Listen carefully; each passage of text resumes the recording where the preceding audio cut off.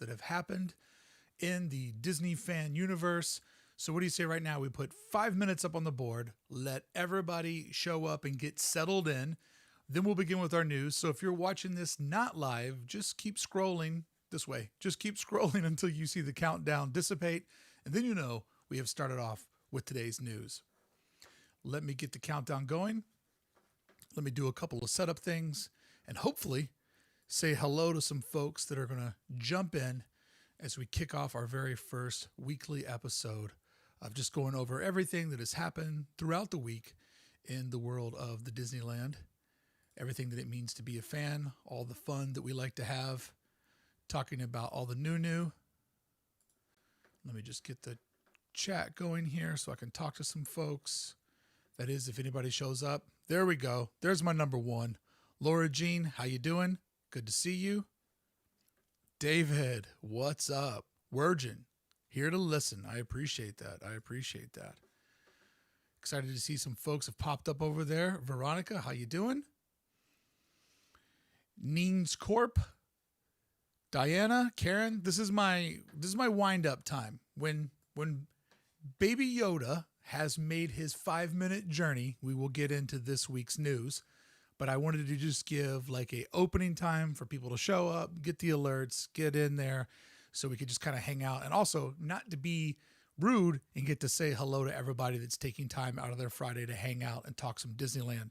So Karen, Diggs, Bright Suns, whoa. Rob Anderson, no Twitch. YouTube only on this one. Trying out a new thing here. It'll only be YouTube for this particular one. Just trying out something new, but Twitch isn't gone. I'll be doing a double stream this Wednesday for the 1313 Club. Dapper King, very nice to meet you out at the park on Tuesday. Sorry, I hope I didn't come off rude. I was just like completely distracted with everything that was going on. Veronica, we'll talk quietly so you can keep studying.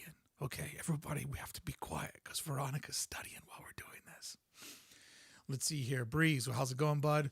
Biggs, actually working home from today on a boring webinar going, dang, webinar. Woo.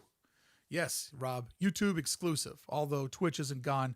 But this is the idea for this weekly show is one, when the world gets busier, there's just sometimes more news than what you can make standalone videos on. And there's all this stuff that I would like to talk about with people. But also, as we get into starting Club 1313, which is going to officially be our Disneyland community, I want to have a show where if you listen to the podcast or watch the videos, you can also be a part of the community.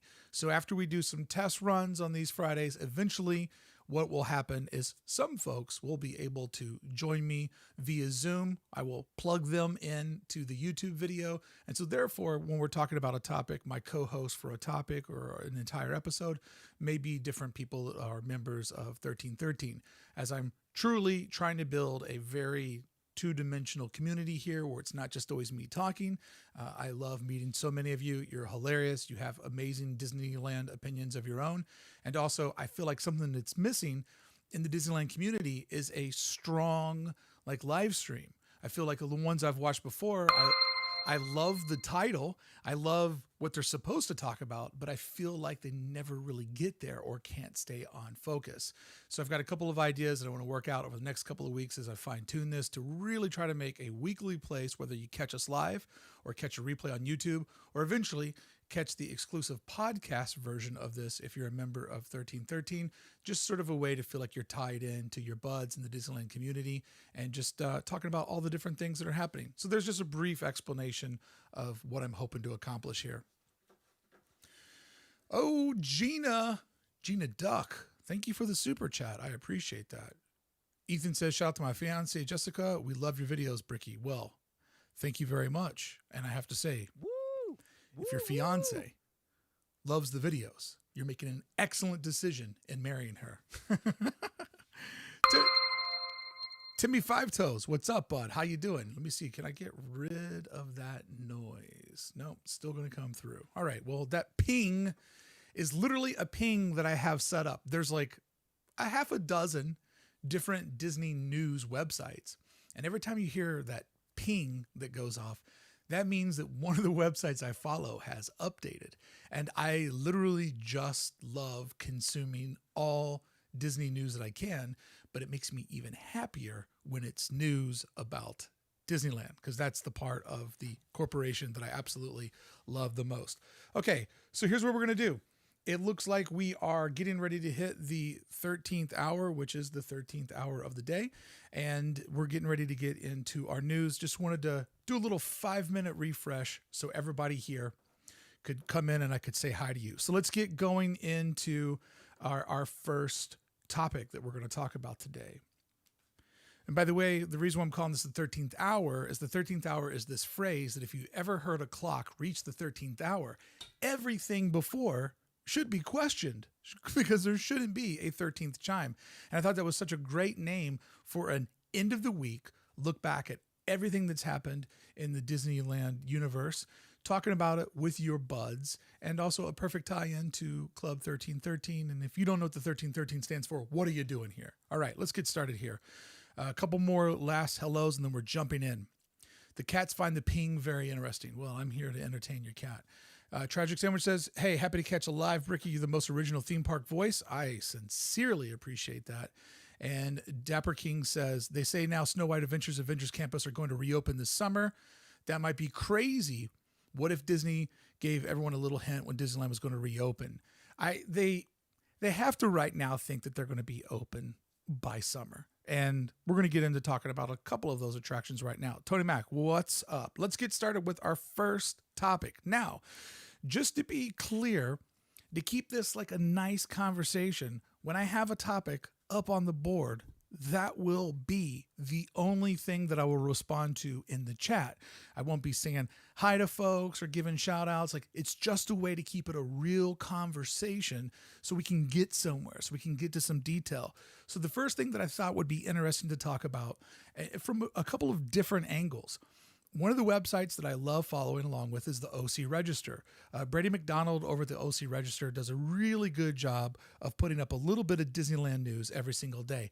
I actually pay for the online subscription, and it's just something I really like. He's got very, very good Disney opinions. But sometimes the OG Brady McDonald will put out an article that is classic journalism in that it's designed, I believe, my thoughts, and I understand why he does this from a professional point of view, but sometimes there's sort of like outrage pieces, like to kind of make you mad.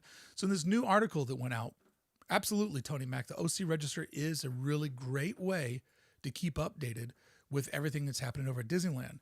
So they put up a thing talking about what will Disney do with its ticket prices. Now, all of you know that historically, January, February, the ticket prices always go up just a little bit. And if we were in a normal world, for sure, they would be going up right now after they are still coming down from the investment on Star Wars Galaxy's Edge. And remember, in an alternate universe, we all would have already been to Avengers Campus several times.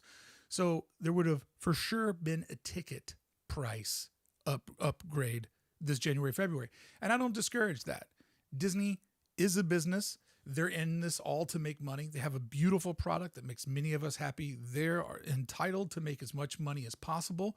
And I think that if you take away the hatred of them making money, there's actually a lot to learn about your own business, which is a lot how I've designed my business. Thus, why we'll be doing Club 1313. John Love says, man, I hope they don't get that much higher between exchange rates, flights, hotels, and costs. I couldn't deal with much more. Might as well be an annual pass holder. I believe John lives, if I know my audience right, John, you're, I believe, in Australia or New Zealand. You're like in one of those convict countries that lives on the bottom of the globe. Sarcasm. But Darren is saying these ticket prices are going to go up as they reduce capacity. And I think Darren is completely right. New Zealand. I knew it was in one of those like, hey, let's just take a bunch of people and send them to the bottom of the planet countries. I seriously, if I could go anywhere, I really, really want to go to where you live.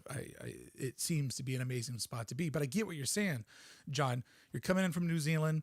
Not only do you have, he's loving the convict ball busting, but I get what you're saying, John. as an international guest. We get a ton of Australian guests here at the Disneyland Resort because we're the closest park to their side of the globe. Oh, I'd love to come down there and fight a kangaroo with you. But you have your flights, you have hotels, you have all these other costs. So for many of us, a ticket price is one thing. But for all of our friends that aren't blessed to live in Southern California, you have so much more on top of it. So I believe lower is not really going to be an option. I mean, let's just go through this bizarre scenario, right? Where they could lower them because they're worried that people won't come out, but that's already not going to be a real thing, because we all know Walt Disney World has proved there's a very, very high demand for Disney right now. Walt Disney World slowly always raising up their capacity. So lower is not, I think, going to be what's going to happen. Now I see Breeze says that he believes the prices will stay about the same. And I think Breeze is totally on point. I think that it would be a very bad look to try to be looking like you're making more money. I also know that, there's a lot of pass holders that maybe won't be able to get renewed or paying for days that they can't get access to because of the new reservation system. So I think just this isn't the year to ask for more. It's the year to try to get back to normalcy. But I do believe that some people have commented that if the capacity of the park moving forward is much lower, that would equate to a higher price point. But I think we all would agree you'd be willing to pay a little bit more if you knew you were getting more Disney. In the past, the prices have gone up, and you haven't really seen a smaller footprint of guests out at the resort. So when you're paying more and it still feels crowded, what I say to people is you have to vote with your wallets. I mean, nobody wants to go to a Disneyland that costs $19.99. That would be a scary place to be. It would just be mobbed with people, and you would not feel safe there, I guarantee you. But at the same point, for all the people that complain about the sticker price, the best thing you can do is just not buy a ticket and make them fill it. And that hasn't seemed to happen. And just a little bit of I'm not anti-Disney, of course. I love Disneyland more than most.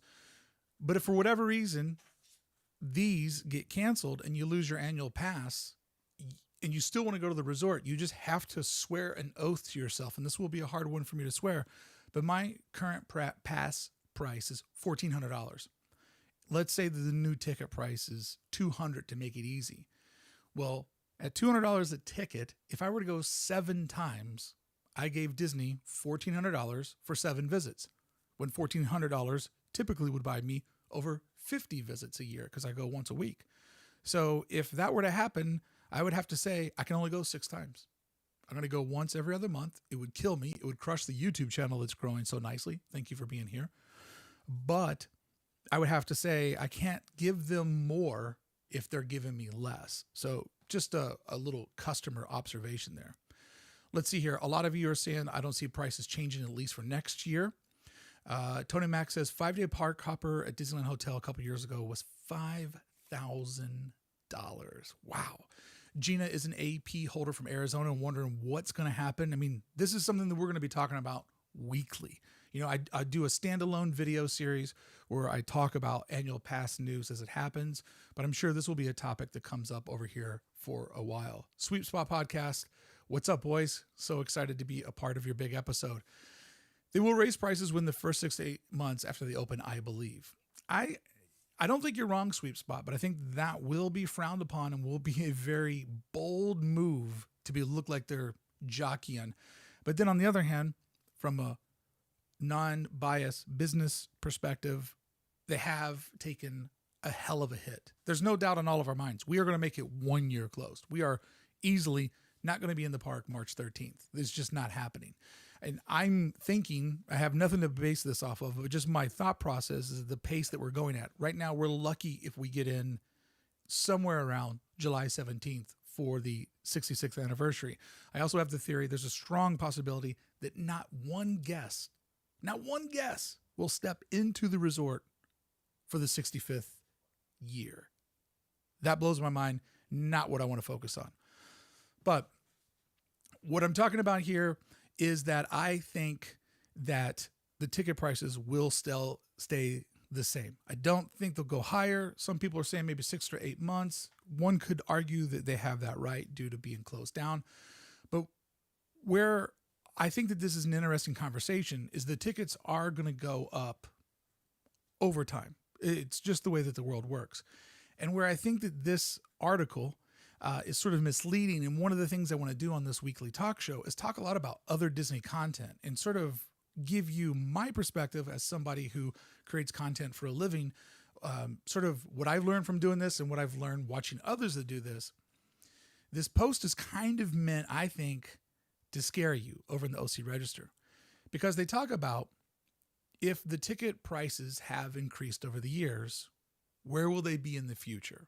And I think this is where it's designed to scare you, because they talk about that in the 80s when Eisner came in, Disney went from a single ticket per ride to a ticket that just let you ride everything. And so by the end of 1989, it would cost $25.50 to go to Disneyland. And then the 90s would see it raise about $1 or $2 per year, so that by 1999, it would cost $39 for a ticket to Disneyland. But then in 2001, once they finally owned all of the hotels and the rights to build Disney hotels in California, that is when and only when they knew it was time to build a second resort. So when they built Disney's California Adventure in the old parking lot, the price went up significantly. And the price would go up from $56 in 2005 to $154 in 2020 if you do a double park pass. So going back to the annual passes, in 2016, the price for a single day ticket would break the threshold of $100. They also introduced like peak, non-peak, just really trying to figure out how do we always keep the park as full as possible and keep it as profitable as possible. So offering a discount when there's less demand, but still getting more people in there to make the amount of money that they wanted to make. So essentially what the article breaks down is that they're going over the inflation from 55 to 2020 and saying, if this is how fast the ticket prices move, what will it be like in the future?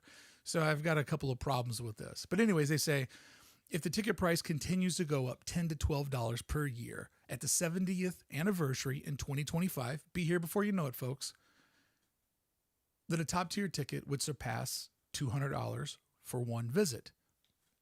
$200 right now, my personal situation, doesn't make me or break me. Does seem like a lot, and especially when I consider a family of 4 trying to go and spending $800.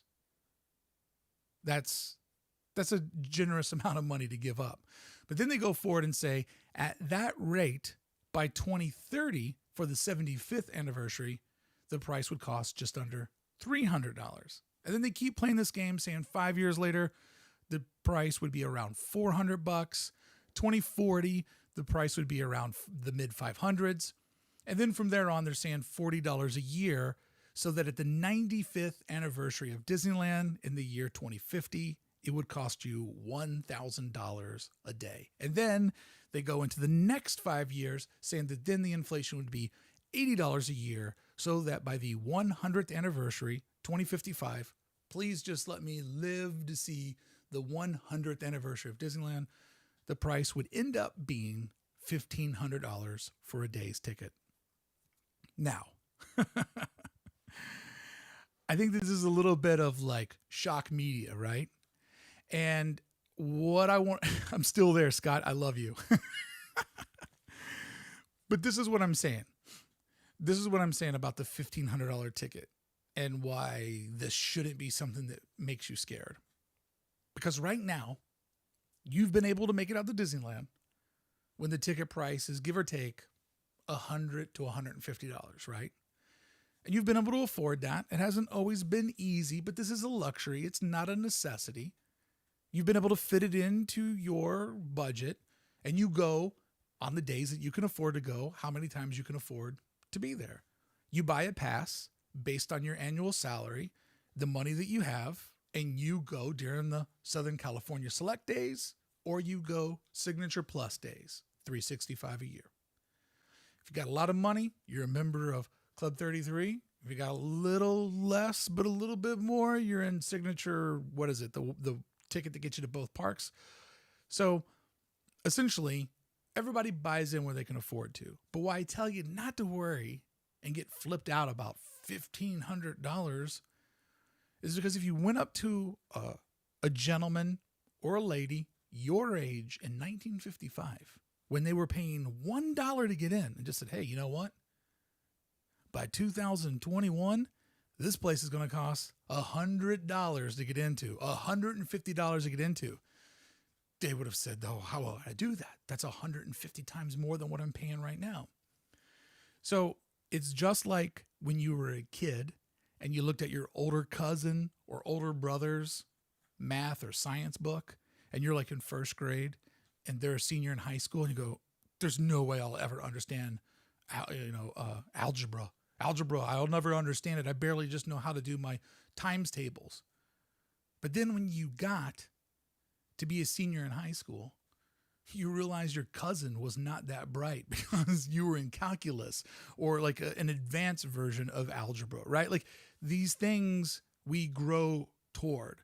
So to wave a fictional dollar amount in front of somebody for something they might have to pay in 35 years, it's just stunt journalism. It's just, I'm going to share this. Did you see this? So just be aware that people know that you love Disneyland and they love to make some outrage media because it creates clicks, it creates shares, it creates a conversation. It better not be that much.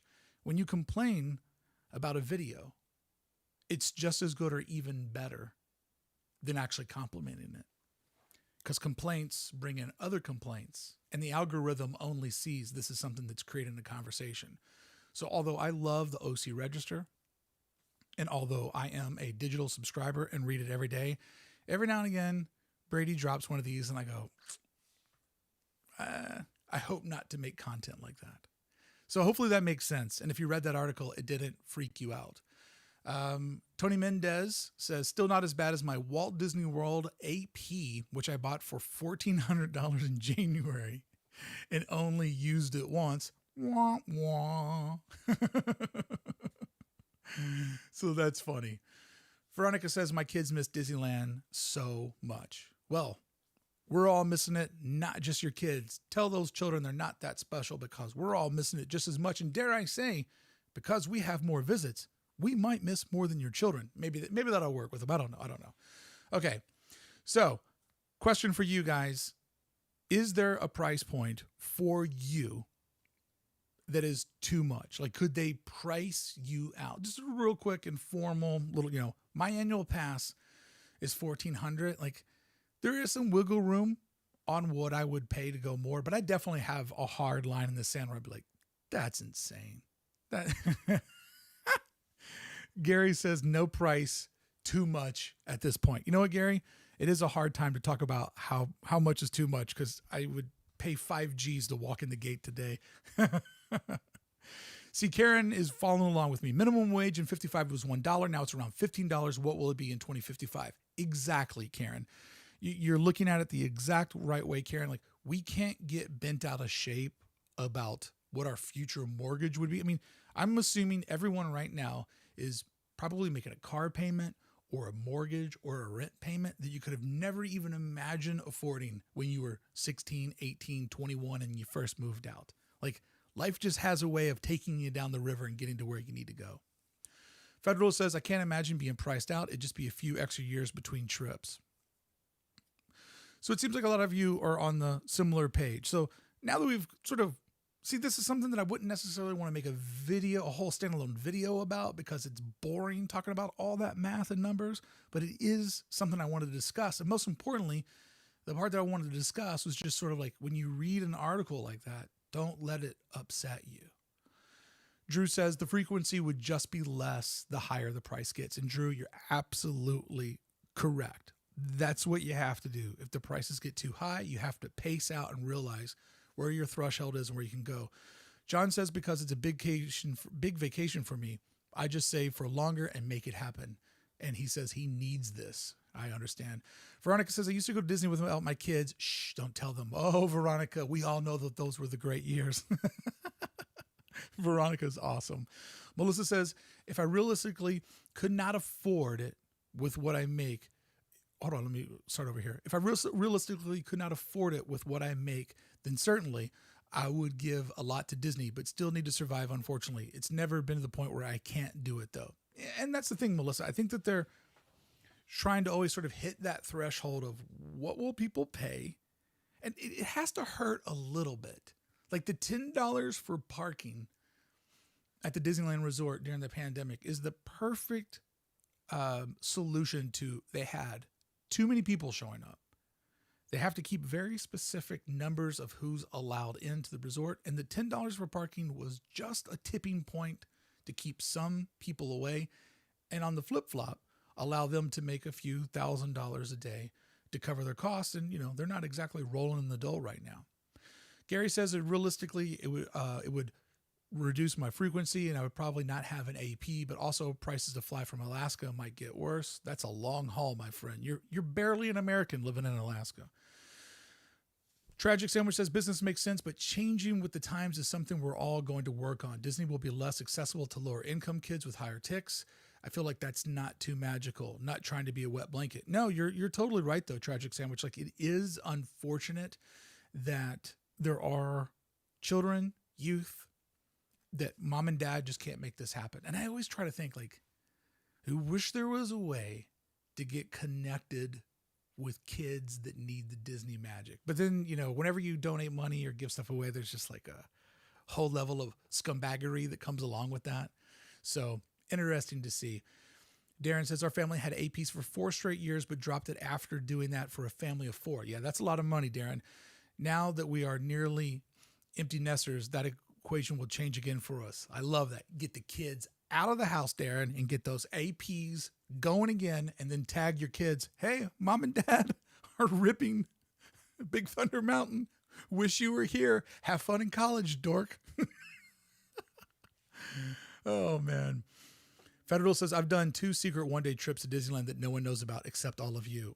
Hey, there's been so many times when I've been on the 605 and I just see the 91 that takes me to Disneyland and I just go, I don't want to do this. I don't want to go to this meeting. I don't want to go to this interview. Like, do I just rip to the park and disappear today?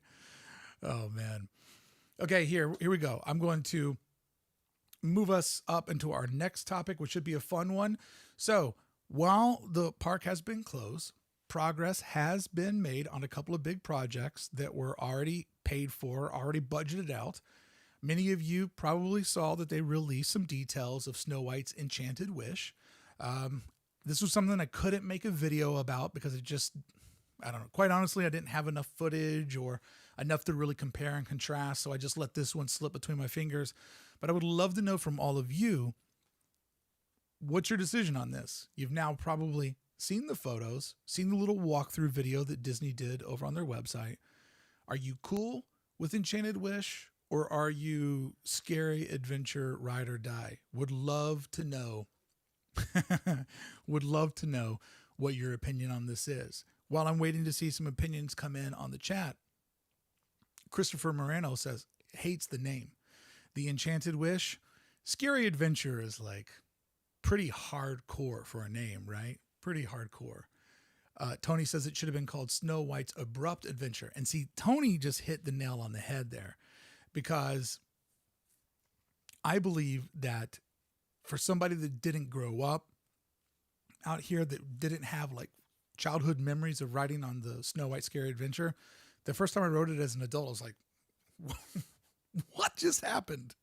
Like, the storyline was problematic for sure. Although I did love how gothic and evil the building felt, like walking through there at night. Just everything's lit, that Disney like subtle night lighting. But man, oh man, was Scary Adventures just like that creepy haunted house on your neighborhood street. Like, hands down, if you had to pick makeover, what's a scarier building? Snow White Scary Adventure or the Haunted Mansion? The Haunted Mansion's bright white sitting up on a hill. It looks friendly compared to going into the purple and dark Scary Adventure. But there is something about taking a kid on something that scares them, that creates character. But I do understand that for me, first and foremost, the storyline was problematic. So fixing the storyline, I guess they also decided to go with the times and go into a safer version. But I want to hear what some of you's got to say. And I just did say use.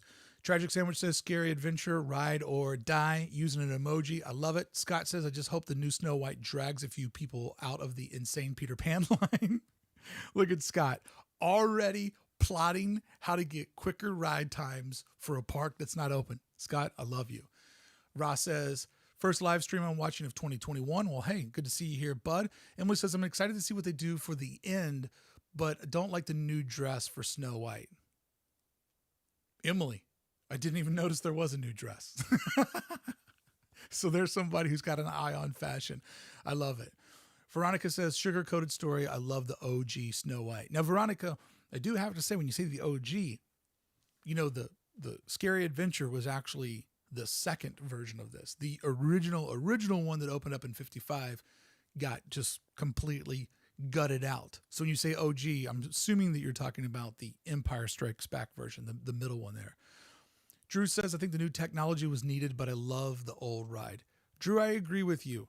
Seeing them use the faces from the mine car attraction out in Walt Disney World, that did make me excited. I think that younger visitors are used to so much stimulation that those magic tricks will suck them into the story more. Scott says, who's going to miss the stream of kids coming out of the ride crying? I mean, straight up, Scott, that very first wall, when you come around and there was like the dragon and the fountain, or the place where everybody threw money in the prison cell there, that looked like a Slayer record cover. And I just remember going into there the first time and be like, this is so satanic and cool. Like, it looked like a heavy metal album cover. Oh man, I missed my spot here. Gina says, super scary. They should have stayed with that. Federal says, I'm not going to give up on the hope that the witch turning around and being the hag on the apple outside of the cottage is still there. Federalist, you make a great point. That magic trick of thinking you're going to see the beautiful, evil queen, and then you get the old hag. I will never forget us taking our niece from New York there. She was probably 6 years old. She jumped out of her skin when that happened. And I was sitting in the back filming, and I was just so excited to see her get just completely terrified. Nikki says the name feels so general, and I don't know how it fits. Let's see here. A lot of people voting for creepy. A lot of people love the old school. Poor Snow White's room was a dungeon. Let me see here. Darren says, I remember the first time my wife rode Scary, she definitely did not like it, and we rarely rode it since. Seems like the update will be a welcome. Having the Snow White point of view updated is good. Yeah, Darren, I think that this is going to definitely increase the amount of people that ride it.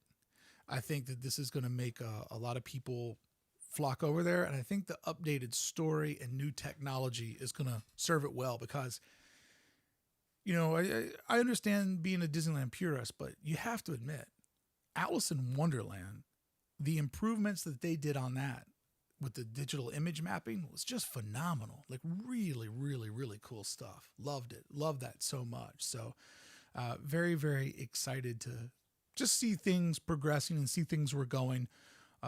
Veronica says, I'll hit the golden apple on the way in and hear the witch's cackle. I have on good authority that the witch will still be happening. You can't get rid of the witch. No way about it. No way about it. Nathan, what's up? Thank you for joining the live stream. Good to see you there, bud. Gina agreeing with me that the new version of Alice is way better. Bree says new tech is good most always.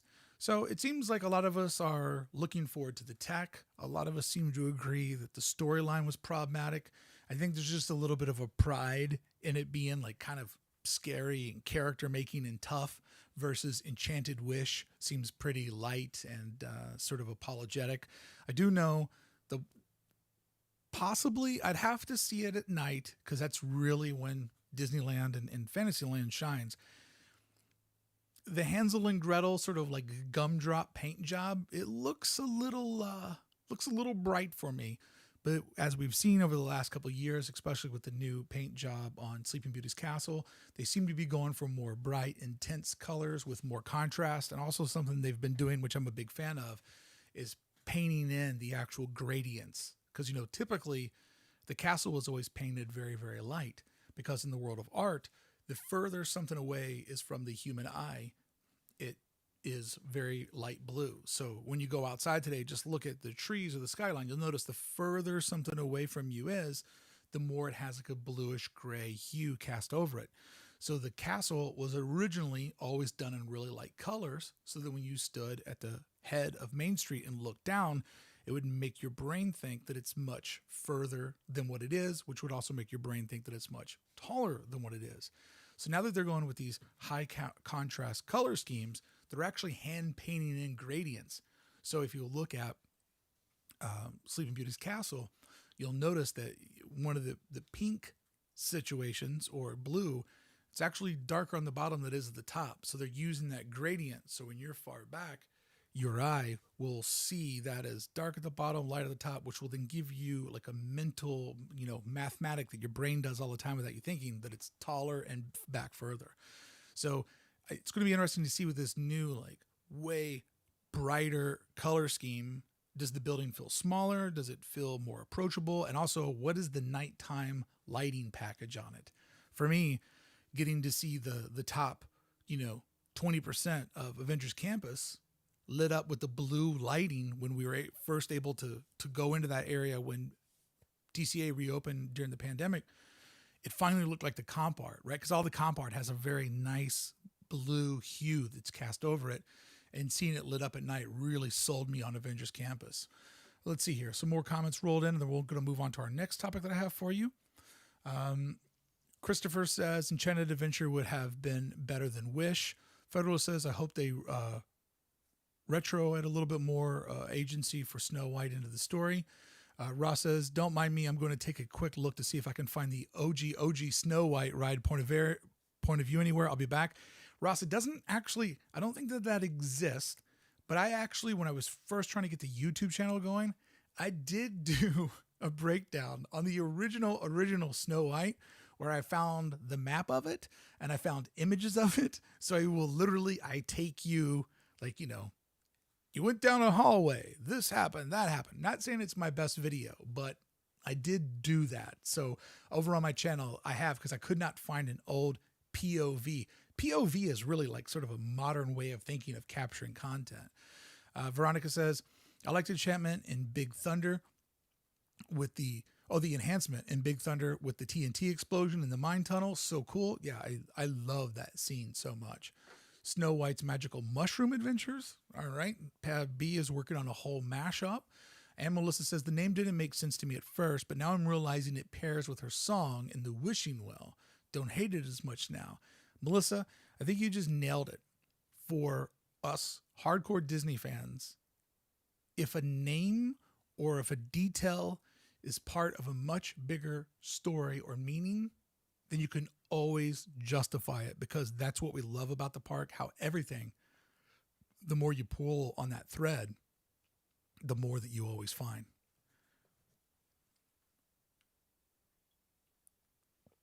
Drew says, do you think they'll change some other scary scene rides? What's next? The change in hell scene with Mr. Toad?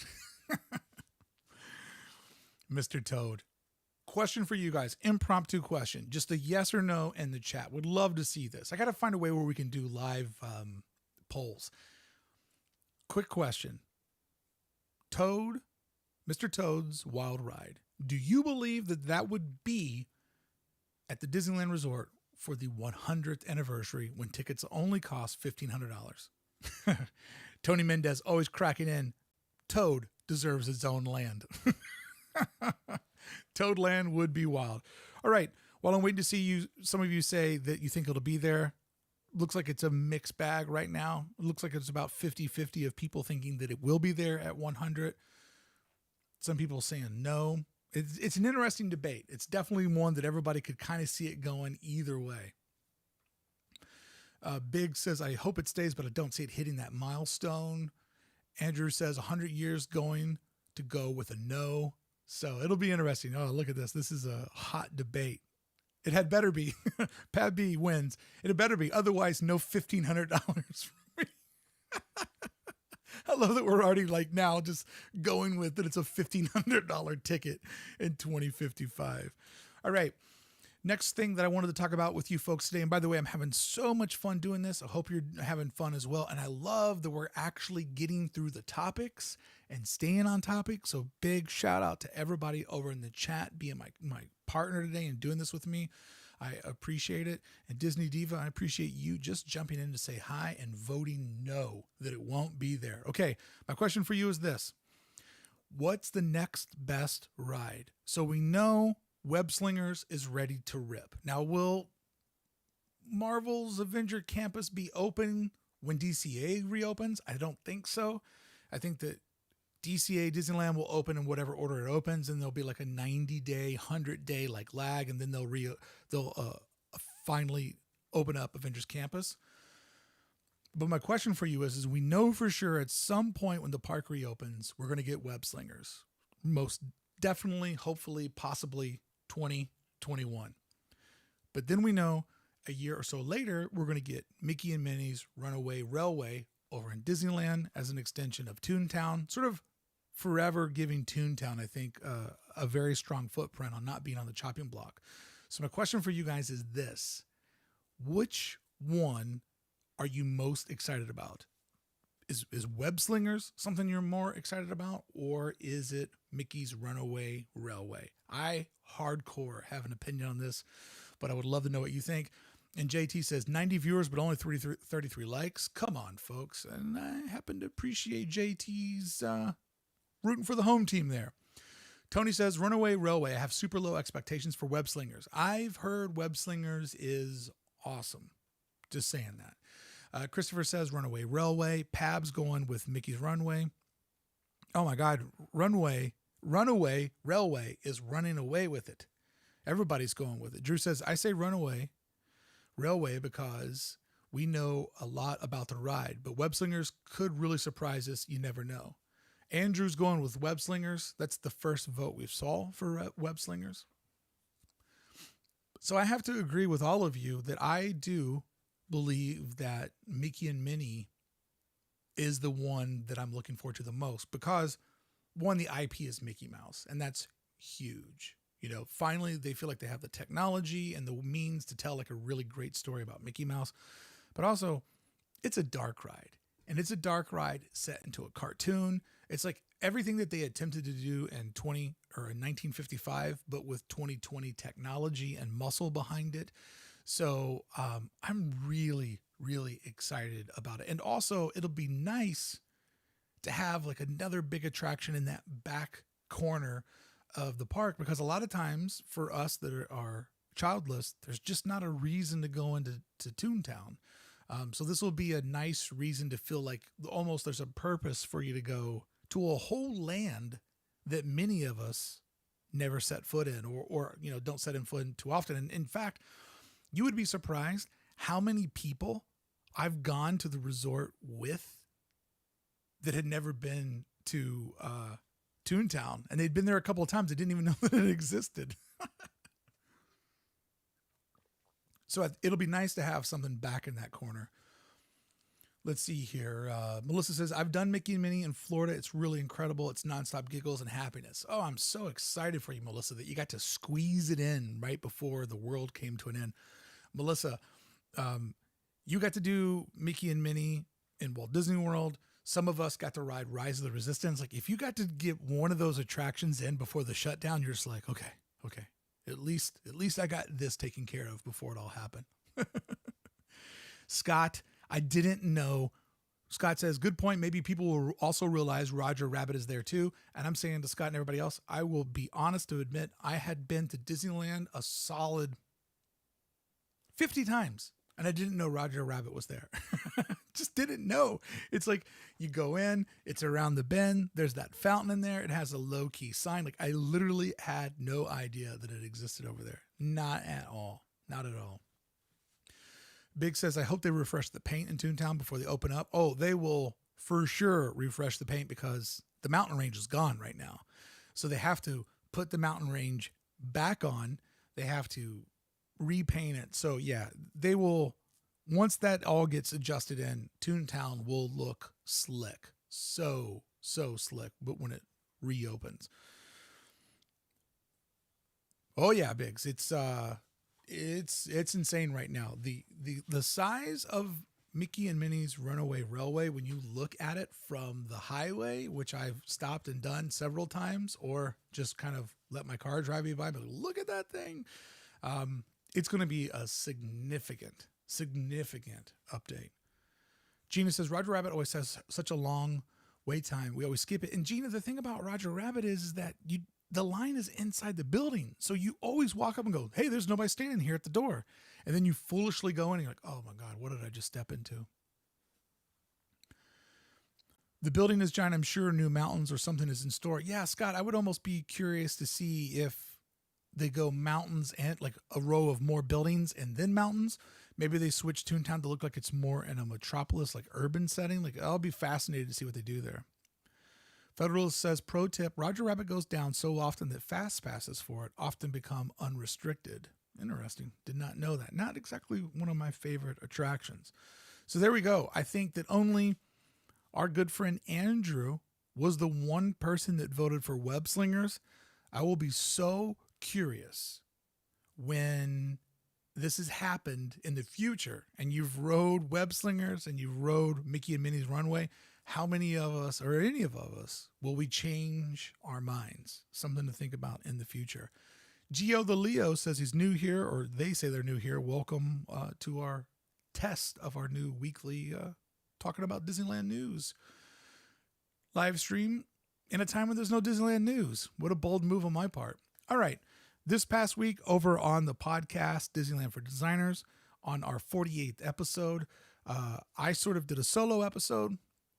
Or not sort of, I did do a solo episode where I literally sat down at my computer where I write all of my content out. And I said, honestly, be honest with yourself. What are 20 things that you learned about Disneyland and being a fan of Disneyland in 2020, which is arguably the worst year in the park's 65 years of existing? And I really tried hard to think about the things, both good and bad. You know, and the park was open for 75 days, and I went hard during those 75 days. So there were lots of new memories created inside the park, but then there was the time when everybody was locked out. And then in the middle of the year, there was when we were able to set foot into Disney's California Adventure. So really the year had almost like 4 chapters to it. Life as normal, no Disneyland, which felt very unnormal. 3rd chapter would be when we just had Downtown Disney. And then the 4th chapter right at the end of the year, right as the holiday season began, once they realized they could no longer officially open the park and they decided to reopen Disney's California Adventure as a shopping mall food court. So it was a very, very interesting year. And I would love to know, what was your biggest learn? If you listened to the podcast, you heard my 20, I would love to read some of yours right now. And go through them with you. Scott says, dude, that last bit of the podcast, magic eye leakage. Well, Scott, I appreciate that. I appreciate that hardcore because I tried to create content about Disneyland as if I were making it for Disneyland. And part of that is really good storytelling. And I try very, very hard to take my experiences, my love of the park, and manifest it into the best stories that I can tell about Disneyland. So I appreciate that because we all know the emotions that the park creates for all of us. And when my content can do that, I feel extremely honored. Drew says, I learned that a huge reason I go to the park is for food and snacks that I can't get anywhere else. Drew, you know, one of mine was I was blown away at how much food and beverage adds to the atmosphere of the park. So Drew, like, you know, going to a foodless, drinkless version of Disneyland, I'm right there with you. Like food, and you don't even have to eat the food. I mean, it's nice if you do, but just walking past it, smelling it, seeing people consume it, seeing people wait in line, you know, seeing the food be prepared. There's just something that, you know, you don't always buy a balloon when you go to Disneyland. but walking past the balloons always makes you happy. I need to write that down. That was good. That was a good one. Gary says, yeah, the whole episode was fantastic and you're the best Disneyland content creator. Thank you. I appreciate it. I didn't pre-read that. It's not like, hey, tell me how great I am. I appreciate that, Gary. And I also appreciate you always being a good friend of all the content and being there with me. Ross says, I was hoping for an open resort for DCA's 20th anniversary, but who knows? Yeah, Ross, I'm going to be honest with you, bud. DCA turns 20. I believe it's February 8th. It's not going to happen, man. It's a sad part. But let's look at it on the positive side. Disney California Adventure is really stepping up during the pandemic. And this is a moment when it's stepping out of Disneyland's shadow. It's creating its own history. It's creating a connectivity that the audiences haven't necessarily always had with this park or in this section of the resort.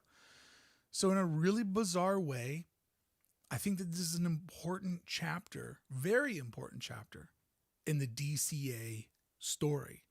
And I do feel like California Adventure is really solidifying its place in everyone's heart. Like, I know personally I have so much more appreciation for the park than I ever did. And I'm thankful every time I get to go in there and sit on the bench.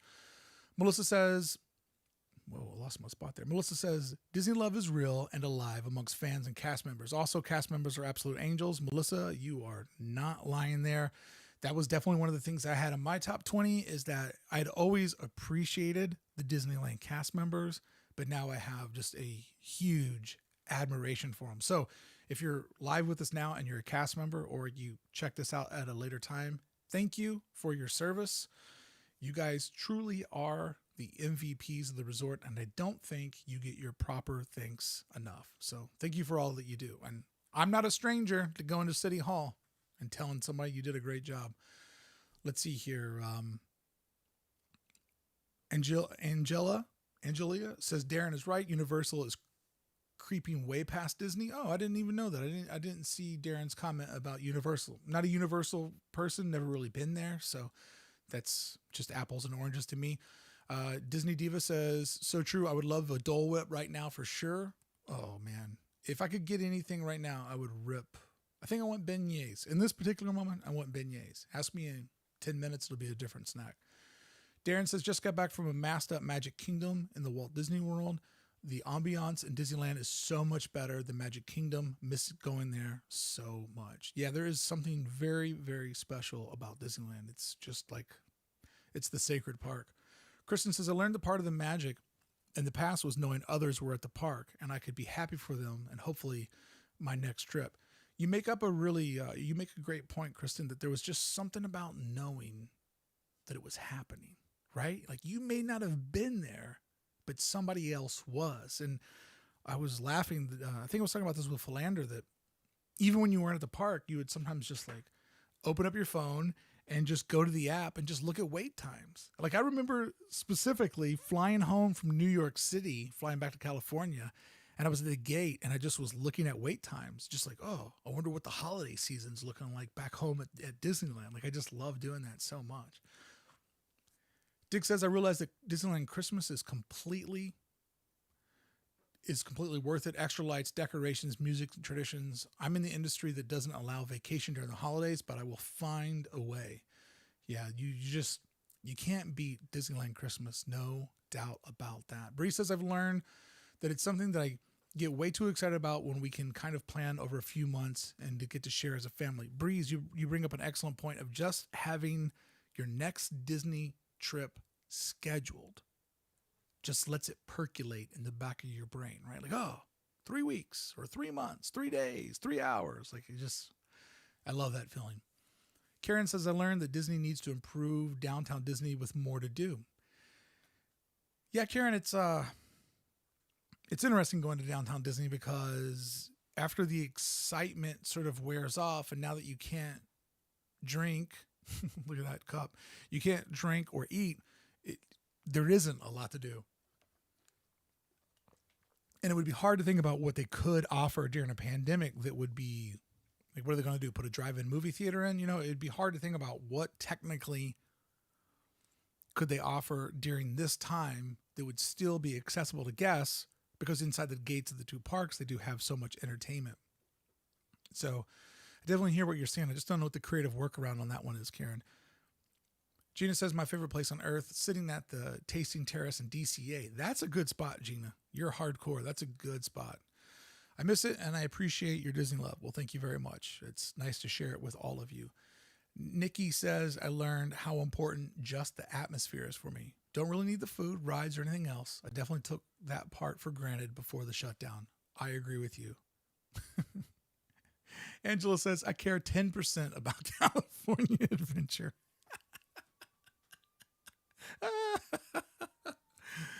Oh, I love a good negative comment. That's great. Scott says, I was in DCA March 2001. Would have loved to see a 20th. The changes between then and now are so crazy. Yeah, it's been pretty nuts how it's all changed out. Let's see here. Andrew says, no green or blue milk. That's something I'm not regretting. Let that happen. Let that go on. JR says, people watching will always be my favorite Disney park activity. Without the crowds and the background hustle, it's just not the same. I agree with you, JR. The people watching is like, it's lost a little bit of magic for sure. Let me see here. Nate Bear says, where are you keeping that cup? I'm keeping that cup on the cup holder that you bought me for our Secret Santa Christmas. And let me tell you, this floating cup holder, let me see, can I take a photo of this end for you guys and share it? Because, I mean, this is video content. Let me see.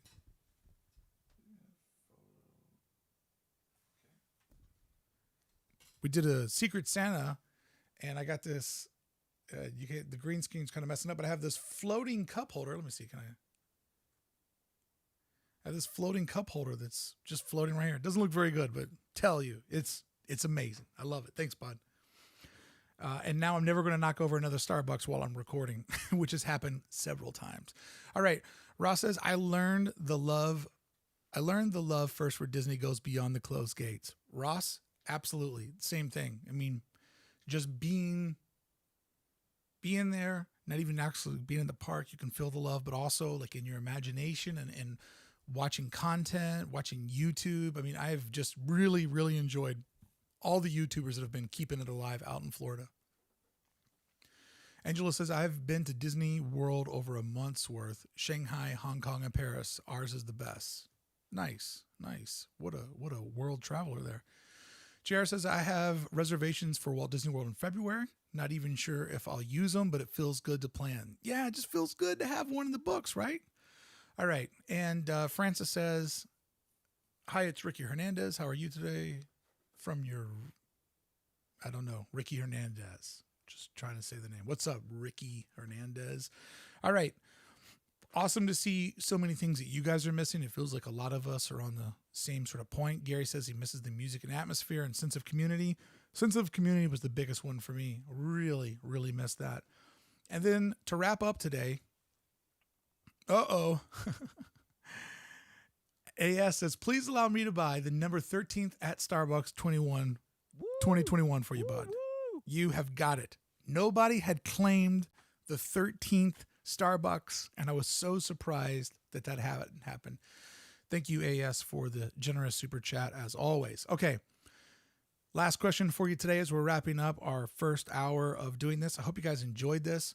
This Wednesday, I will be doing the Club 1313 live stream when we're going to get into a time machine. We're going to go back to 1955 and we're going to look at 50s, early 60s version of Tomorrowland, but taking those restrictions off. If I could put you in a time machine right now and you could go to any attraction in Tomorrowland that's ever existed here in Southern California, which one would you like to go to? So curious to hear what your favorite last bit of Tomorrowland would be. The E-Family Adventure says, go to Walt Disney World. We went in November, and in my opinion, it was the best trip ever. Low crowds and got to see and do a lot. I have to say, I am not going to go. I'm just not flying cross country right now. Just I'm not going to do it. For those that have been doing it, that's cool. I'm not shaming anybody. Everybody's got to do what they feel is right. But if I didn't go home and see my family in New York for Christmas, I'm probably not going to go to Walt Disney World. And I haven't been to Walt Disney World in years, not since I became a super fan, and I would really like to go out there when it's in its best shape. maybe a good question is for us California people next week is what big attraction are you waiting for to go out to Walt Disney World? Because I definitely know there's a couple of construction projects that I'd probably wait until they're completed before I go. Let's see here. Tony Mendez says original Carousel of Progress. Yeah, that would be awesome to be able to see. Andrew says Stitch's Great Escape. One last salute. AS, the People Mover. That's mine. That is my number one. I would love to ride through the top canopy of Tomorrowland on the People Mover. Scary Gary says I want to see the Haunted Mansion refurb and what they did to the bulletproof glass, which is not in Tomorrowland. Gary, you just cheated. JT says original Star Tours. Andrew explaining his comment, never saw Alien ride. I did do the Alien encounter or whatever thing in Walt Disney World. That was very bizarre. Karen misses the Carousel of Progress. Pat B's with me on the People Mover. Emily brings up a fantastic one, the House of the Future. I would love to just see that cruising and hanging out over where Pixie Hollow currently is. Federalist says Mission to Mars with my dad is my oldest Disneyland memory. That is a great, great memory, especially that you did it with your dad. Scott's curious, would have liked to have done the Skyway. Does that count? Oh yeah. I will always count the Skyway buckets as more of a part of Tomorrowland than Fantasyland. And it is something that I would love to do. See some other people agreeing on the People Mover. And I have to say, man, it would be great if that came back. It would be really, really great to see if that came back. And then AS says, no surprise, the Trampian likes the People Mover ride system. I mean, yeah, they're kind of close. They have to be cousins to each other, right? A lot of people loving the People Mover, but Daphne says that Adventure Through Inner Space was great because it actually had science in it. Yeah, it was interesting before there was all this film IP, how Tomorrowland was really going on the idea of science, future, and technology. And hey, kids, here's aluminum. Catherine says the brown Tomorrowland of 1998 would be interesting. Would be interesting to walk through there and to see that, right? Just because it's so different than where we're at right now. Pat B says rocket rods. Everybody's excited about the People Mover. I'm going to go with the People Mover killer, the rocket rods. All right, everybody, that wraps up our conversation for today. Thank you for joining sort of the test run through of the 13th hour. The idea on what I wanted to accomplish here and something that I will be working on is I really wanted to have a place where the audience is a part of the conversation and not a distraction. And you guys have been a phenomenal audience. I've seen lots of live streams where people say they're going to talk about a subject matter and then they don't get to it or they can't stay on subject. So I really wanted to try to figure out a system and work on a system where we feel like we can go through all kinds of events. And why make a news show about Disneyland news? Literally in a week, there was no Disneyland news this week. Well, now's a great time to talk about Disney stuff because it's up to us as the community to keep the magic alive. And if we can figure out how this works now, when the park is back to booming and hustling, then we'll have our entire system down. And thank you so much over in the chat for staying like on message with us. And people are asking, well, why Friday? Well, Friday is the end of the week, and the 13th strike of the clock is when you have to look back at everything that happened before. And then people said, why 1 p.m.? Well, 1 p.m. military time is the 13th hour of the day, but also I'm planning ahead. I'm into this content for the long haul. Woo! Woo! Scott, thank you so much for the 1313 super chat. Thank you for all the super chats I got today. Sincerely appreciate that. But the reason why I'm doing this at 1 p.m. is I thought about it. In the future, Disneyland's going to be open, and I want to come over here, talk about it, get hyped up, and then say, friends, until the next time I see you in the 13th hour, I'll see you right now at Disneyland. Can't say that today, but I will be able to say that one day. So thank you guys so much for hanging out and going through this with me. I'm going to keep tinkering on this and working on this. And eventually when Club 1313 launches and becomes a thing, some club members will be able to hang out in here and be my co-host on a segment or an entire episode.